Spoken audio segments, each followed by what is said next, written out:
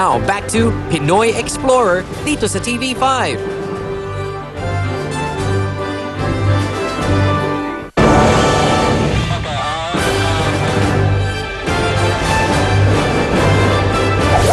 Ano ang maanghang sa sili?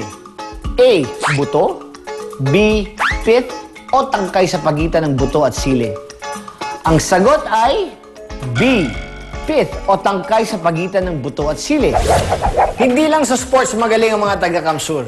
Pati sa art, sigurado yan. Meron silang animation studio na gumagawa ng cartoons gaya ng sa pelikulang Dayo sa 2008 Metro Manila Film Festival.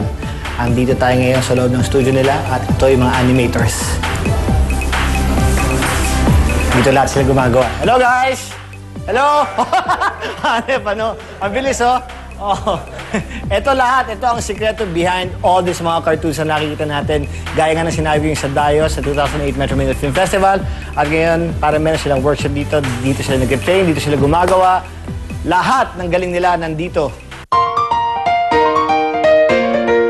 Basically, pinag-drawing kami, imagination ka, no? So yun ang ilalabas mo. Ito, maisip ko lang, ano naisip na to eh.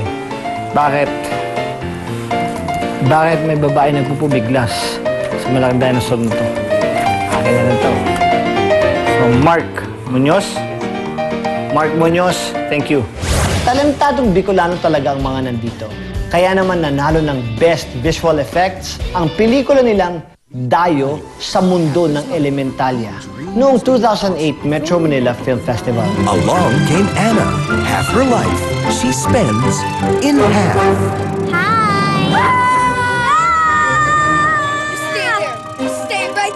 Don't you come near me. I'll never let you weak me. I will never let you weak me. Pati sa ibang bansa, kinukuha ang serbisyo nila, gaya ng Poland, India, Mexico at Amerika. Ano dito ang hawak ko? Traditional animation at its best.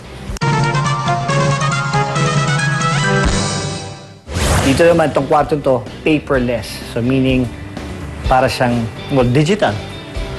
Ang tawag nito 2D, meaning two-dimensional, at ginagawa nila, ganito, iba. Moving, ganyan na. Di kalidad kasi ang mga animator dito. Salamat sa gabay ng kanilang mga guro, gaya ni Dick Bernardino. Itinayo po ito kasi parang kami ng vision ni Gov. Elroy na ang animation is a malaking industry, ano? Tapos maraming batang mahilig dito. Plus, pwede siyang maging career. Itinayo ang Kamsur Animation Studio way back January 2006. So, doon kami nag-start ng first batch of trainees ng Gov. Elroy Animation Training Program. Full-time in training, 3 months in training. So, up to now, ongoing pa rin siya. So, nasa 17th batch na kami ng trainees namin. Tinetrain namin sila from sa basic, yung traditional animation. So, we use animation paper, pencils lang. Plus, of course, meron silang animation tables, animation discs para mas madali nila magawa yung mga movements. Pero bukod sa mga pelikula at projects, ang ipinagmamalaki ng animation studio ay ang mga graduate nito. Umabot na sila sa mahigit 300 mula nang magbukas ito noong 2006. Ang iba sa kanila, nagtatrabaho na sa Metro Manila.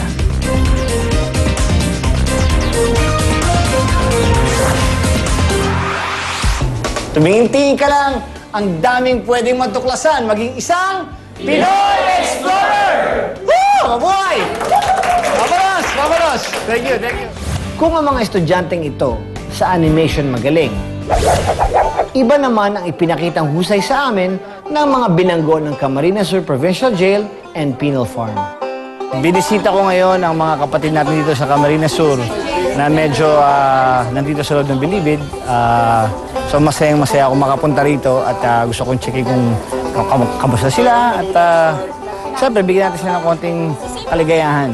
Masaya naman. Nakakulong man sila, malaya naman ang imahinasyon ng mga kapatid natin dito. Hindi nasasayang ang oras nila dahil nakakalika sila ng mga laruang barko. Bumubukas pa yan, ha? Binibenta ito sa halagang 2,000 pesos. Meron ding laruang tumba-tumba o rocking chair. Pero hindi para sa tao. Para sa cellphone at ibang gadgets gaya ng digital camera. Ang mga kinikita nila rito, nakakatulong sa kanilang kabuhayan habang nasa bilangguan. Andito ako ngayon sa Provincial Jail and Penal Farm ng Camarines Sur. At dito sa loob nito, hindi tumitigil ang buhay. Tama ba yon? Masaya pa rin kami rito. Sa binabalo ko nga, parang gusto ko magkaroon ng kwarto rito eh. Parang medyo ang dami kong kabagang dito. Kaya na sinasabi ko, dito, nagiging busy sila sa paggawa isang una-una ng mga handicrafts na pinakita nga nila sa akin at ito ipapakita ko sa inyo. Yan. Salamat. Oh, nakita nyo naman to. Oh. Hindi nag-aaksaya ng panahon dito. Napakaganda talaga. Gawa ng ano to? Ano pa to? Tubo? Ito, tubo. Bulaklak ng tubo. Asan? O, tapos, ito pa. Ano pa to? Oh, ito, rakan siya. Parang to eh. Tumba-tumba. Oh. What's Cellphone. Ha? Cellphone holder. Lalagyan ng cellphone to. O nga naman, ano? Papakita mo. Teka muna, sa akin ba to? O ano ba to? Sa akin ba to? Hindi, ito lang. Ito, cellphone holder. Ano pa meron dito? Ito naman, lalagyan ng jewelry. Ano, mga relo, mga... Ano pang nalagyan nyo rito? Jewelry box, saka ano pa? Mga pwede mga ano rito. Di ba? Ito, pabibigay ko na sa asawa ko, lalagyan ng jewelry box. Pero wag, baka magpabili ng jewelry. Mahal ang jewelry. Ito na lang box. Kaya, ito mga ginagawa nila rito at marami pang iba. Kaya maraming salamat. Maraming salamat sa inyo. Maraming salamat. Salamat. Sabi nga, namumuta ko sa Indugabos. Namumuti ka Oo, talaga. Salamat ha. Salamat. Hindi lang mga obra maestra ang nabubuo nila. Bagong buhay din. Tumingin-tingin ka lang, ang daming pwedeng matuklasan. Maging isang Pinoy Explorer! Woo! Hey! Susunod sa Pinoy Explorer, tinatawag na ako ng isla. Kaya mag-island hopping na ako sa super ganda, super linis at super sariwang Caramboan Islands. Kaya walang alisan, ang daming matutuklasan dito lang sa Pinoy Explorer. Tama o mali?